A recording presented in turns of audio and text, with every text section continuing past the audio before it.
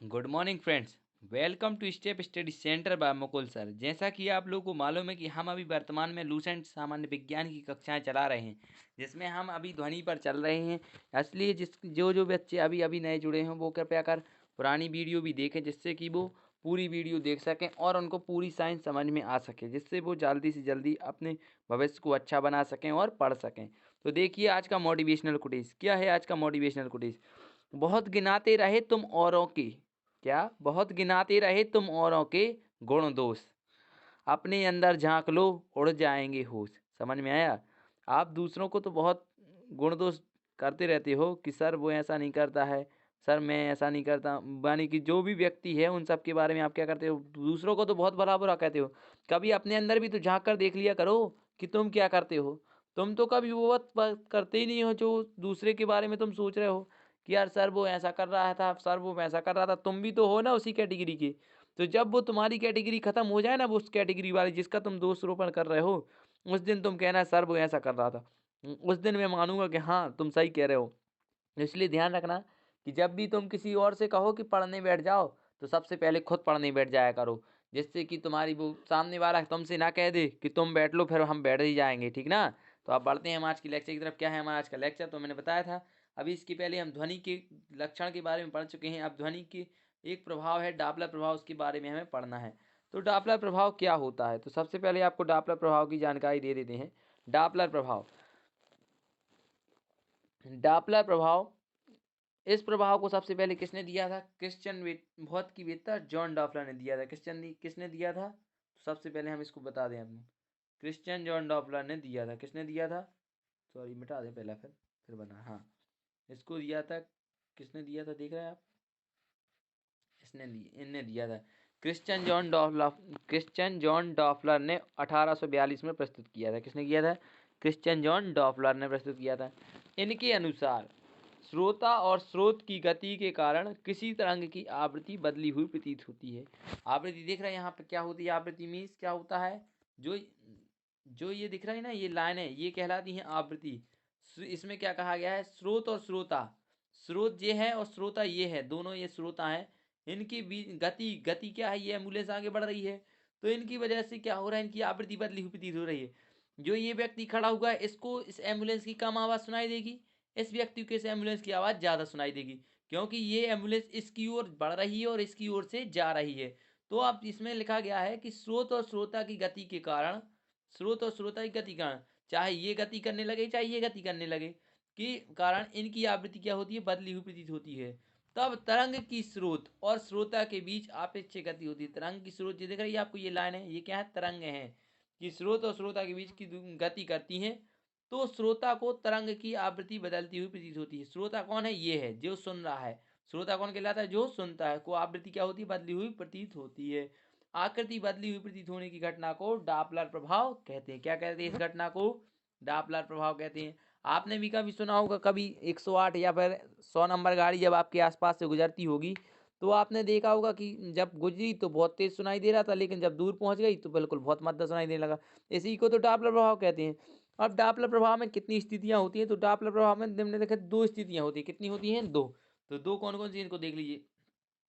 जब अपेक्षिक गति के कारण स्रोत और श्रोता के बीच, स्रोत और श्रोता के बीच की दूरी घट रही हो। क्या हो रही हो? घट रही हो। इसमें देखो घट रही ना, तो आवृत्ति बढ़ती हुई प्रतीत होती है। देखिए इसको आवृत्ति क्या होगी? बढ़ती हुई प्रतीत हो रही है।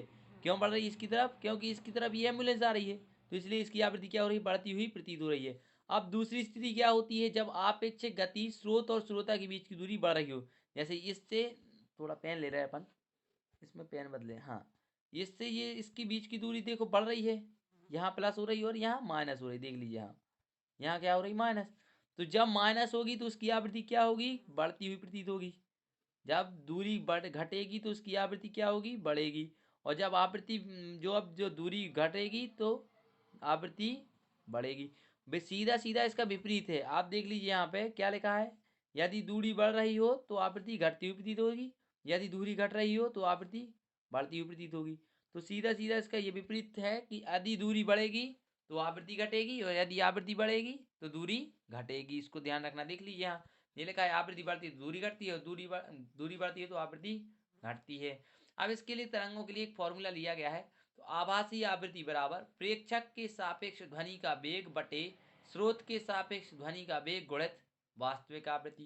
क्या लिखा है? प्रेक्षक के सापेक्ष ध्वनि का वेग बटे स्रोत के सापेक्ष ध्वनि का वेग गुणित वास्तविक आवृत्ति। बस आपको क्या करना है, ये फॉर्मूला थोड़ा सा देख लेना। क्या होता है कि ये फॉर्मूले थोड़े ऑप्शन में आ जाते हैं, कभी कभार आता तो है नहीं, इसको ध्यान रखना थोड़ा, इसलिए लिखा देते हैं कि भाई आप कहना दो कि सर आपने ये नहीं पढ़ाया। तो बढ़ते हैं हम आगे की तरफ। क्या है हमारा आगे का? तो डॉपलर प्रभाव के कारण ही, अब आपको ये आईएमपी क्वेश्चन है, इनको क्वेश्चन आ जाते हैं सीधे एनडीए सीडीएस में, तो इसको देख लीजिए, यूपीएससी में भी आ जाता है। डॉपलर प्रभाव के कारण ही जब रेलगाड़ी का इंजन सीटी बजाते हुए श्रोता के निकट आता है, किसके निकट? श्रोता अर्थात कौन होता है? जो हम हैं। यहाँ दिख रहा है ये यहाँ ये इसको रेलगाड़ी मान लीजिए आप, अरे सॉरी, हाँ, इसको आप रेलगाड़ी मान लीजिए, उस श्रोता के निकट आ रहा है। तो जब ये हॉर्न बजाता है ना, ये आवृत्ति क्या होती है, निकट आता है, तो उसकी आवाज़ क्या होती है? बहुत तेज होती है। आपने कभी सुना होगा, आप रेलवे स्टेशन वगैरह पे गए होंगे, तो आपके पास वो क्या करता है, कभी कभी एक रेल वाला इंजन जो चलाता है वो हॉर्न बजा देता है धीरे से, तो आपके कानों में बहुत ज़्यादा जोर से लगता हो कि यार इसने हॉर्न बजा दिया, तो वो क्या हो रही, तीखी आवाज़ सुनाई दे रही है आपको। लेकिन जैसे ही जब वो इंजन निकल जाता है तो दोबारा वो हॉर्न बजाता है, तो उस वो हॉर्न की आपको जो आवाज़ है वो बहुत कम सुनाई देगी, लगेगा नहीं कि हाँ ज़्यादा, आपके कानों में जो पहले तकलीफ हुई थी उतनी तकलीफ नहीं होगी। तो इसमें क्या है कहने का मतलब कि आवृत्ति, जैसे जो डॉपलर प्रभाव में हमने बताया कि जो व्यक्ति यहाँ आ रहा है, जिसके पास ये स्रोत और श्रोता के बीच की दूरी घट रही है, उसकी आवृत्ति क्या होगी? बढ़ेगी। और जिनकी स्रोत और श्रोता की दूरी बढ़ रही है, उनकी आवृत्ति क्या होगी? घट जाएगी। तो ऐसे ही तय होता है कि कम आवृत्ति की सुनाई देती है कब? जब रेलगाड़ी दूर जाती है, और जब रेलगाड़ी पास आती है तो क्या होता है? रेलगाड़ी पास आ रही तो आवृत्ति बढ़ी हुई प्रतीत होती है। अब प्रकाश में डॉपलर प्रभाव का क्या प्रभाव है देख लीजिए, थोड़ा इसको हम हाईलाइट कर दें आपको, जिसमें समझ में रहे कि ये अलग क्वेश्चन है। प्रकाश में डॉपलर प्रभाव का क्या प्रभाव है, इसको देख लीजिएगा। तो प्रकाश तरंगें भी डॉपलर प्रभाव को दर्शाती हैं, सबसे बड़ी बात इसको ध्यान रखना है। क्वेश्चन आ सकता है, सीधे क्वेश्चन आता है एनडीए सीडीएस में कि डॉपलर प्रभाव से संबंध रखते हैं, या फिर क्वेश्चन ऐसा आ सकता है कि यदि कोई तारा दूर जा रहा है तो डॉपलर प्रभाव के नियम के अनुसार उसका तरंग दैर्घ्य कैसा होगा, किस कलर का होगा। तो उसमें आपको सब कलर दे देंगे, 4 बेजानी या पीनाला कलर के, जो इंद्रधनुष में पाए जाते हैं, उनमें से आपको कौन सा कलर लगाना है, तो उसके बारे में हम पढ़ लेते हैं। तो देखिए, तो प्रकाश तरंगें भी डॉपलर प्रभाव को दर्शाती, सीधी बता ही चुके हैं हम अभी इसके पहले। ध्वनि में डॉपलर प्रभाव असम्मित होता है। क्या होता है? असम्मित। इसको ध्यान रखना है, ध्वनि में डॉपलर प्रभाव क्या होता है? असम्मित होता है, जबकि प्रकाश में डॉपलर प्रभाव सम्मित होता है। अब सबसे पहले आपको ये समझना होगा कि सम्मित क्या कहलाता है और असम्मित क्या कहलाता है। तो सम्मित कहलाता है, ध्वनि समझते हो आप लोग और प्रकाश समझते हो, इसका तात्पर्य है ध्वनि में डॉपलर प्रभाव इस बात पर निर्भर करता है कि श्रोता और श्रोता के बीच की दूरी है। सम्मित मीन्स होता है जो स्रोत है, स्रोत मीन्स क्या समझते हो, जैसे यहाँ क्या थी, एम्बुलेंस थी स्रोत, और श्रोता था ये व्यक्ति, तो इनके बीच की दूरी जो है वो निर्भर करती है काय पर, उनकी जो बीच की दूरी निर्भर करेगी। तो ध्वनि और श्रोता आ रहे दूर, तो ध्वनि स्रोत और श्रोता की दूरी क्या आ सॉरी थोड़ा पढ़ लें अच्छे से। ध्वनि में प्रभाव, ध्वनि में डॉपलर प्रभाव इस बात पर निर्भर करता है कि ध्वनि स्रोत और श्रोता की ओर आ रहा है। क्या? ध्वनि स्रोत और श्रोता की ओर आ रहा है या दूर जा रहा है। क्या हो रहा है? दूर जा रहा है। ये क्या कहलाता है? सम्मित प्रभाव कहलाता है। अब मैंने इसके पहले बताया आपको कि यहाँ थोड़ा देख लीजिए आप, ये दिख रहा है ये व्यक्ति, कि ये व्यक्ति, इसको दिख रहा है कि सूर्य क्या हो रहा है? दूर जा रहा है। और इस व्यक्ति को क्या दिख रहा है? सूर्य क्या हो रहा है? पास आ रहा है। जब सूर्य दूर जाए, देख लीजिए अच्छे से, आपने देखा होगा जब सूर्य डूबता है तो कैसे कलर का दिखता है? लाल कलर का। वो क्यों दिखता है? क्योंकि सूर्य दूर जाता है।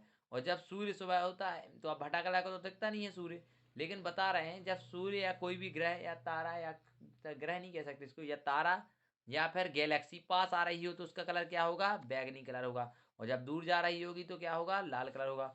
तो वही यहाँ समझाने का प्रयास किया जा रहा है। इसके विपरीत प्रकाश में डॉपलर प्रभाव केवल प्रकाश स्रोत व दर्शक के बीच आपेक्षिक विवेक पर निर्भर करता है। क्या पे? आपेक्षिक विवेक, ना कि उनकी दूरियों पर निर्भर नहीं करता, विवेक पर निर्भर करता है। इस बात पर नहीं कि स्रोत और निकट दर्शक के निकट आ रहा है या दूर जा रहा है। क्या? जैसे इसमें तो मालूम है कि इसमें दूर जा रही है एम्बुलेंस तो भाई वो हो जाएगा, यहाँ पास आ रही है, लेकिन इसमें कोई नहीं है। यहाँ क्या है? दूर रहे चाहे पास रहे, इसमें केवल आपकी विवेक पर, ये आपके मन क्या कह रहा है, ठीक ना। पर निर्भर करता है। अब प्रकाश के डॉपलर प्रभाव द्वारा सुदूर तारों व गैलेक्सियों के पास पृथ्वी के सापेक्ष देगी। यदि उनके पास क्या हो रहा है, यदि वो पास आ रहा है, क्या हो रहा है, पास आ रहा है, तो इसको ध्यान रखना अच्छे से, ये क्वेश्चन आ जाता है। यदि कोई तारा पृथ्वी के पास आ रहा है तो उसका कलर कैसा दिखाई देगा आपको, बैगनी कलर। कैसा दिखाई देगा, बैगनी कलर। और यदि कोई तारा पृथ्वी से दूर जा रहा है तो उसका कलर कैसा दिखाई देगा आपको, लाल कलर दिखाई देगा। कैसा देगा, लाल। क्योंकि आपने देखा होगा सूर्य जब डूबता है शाम को या सुबह उगता है तो पृथ्वी से बहुत दूरी पर होता है, इसलिए उसका रंग क्या होता है, लाल होता है। लेकिन जब सूर्य ऊपर आ जाता है हमारे सिर पर तो एक सफ़ेद हो जाता है, लेकिन बैगनी कलर तो होता नहीं है। लेकिन जो अन्य तारे हैं या फिर गैलेक्सियां हैं उनके लिए ये मायने करता है ये नियम। तो आप पढ़ लीजिए थोड़ा इसको।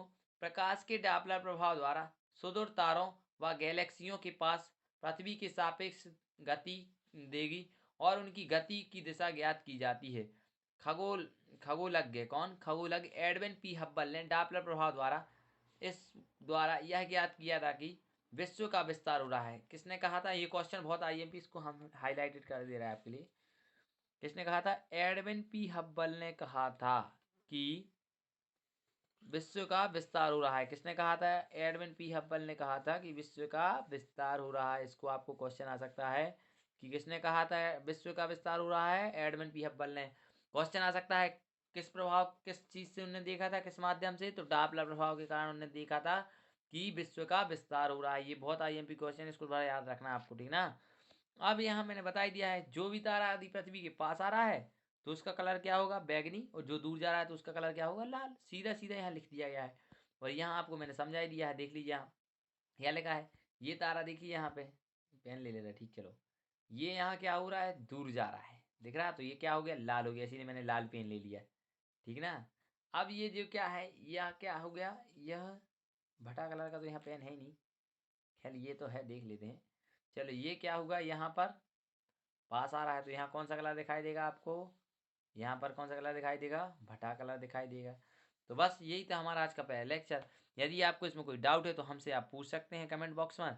और हमारे चैनल को अगर आपको वीडियो अच्छा लगा हो तो इसको लाइक कर दीजिए, शेयर कर दीजिए, सब्सक्राइब कर दीजिए और उस बच्चे तक जरूर पहुंचा दीजिए जो बच्चा खोजे नहीं जा सकता है। तो मिलते हैं फिर कल के लेक्चर में। Thanks for watching my YouTube channel step study centre by Mukul sir.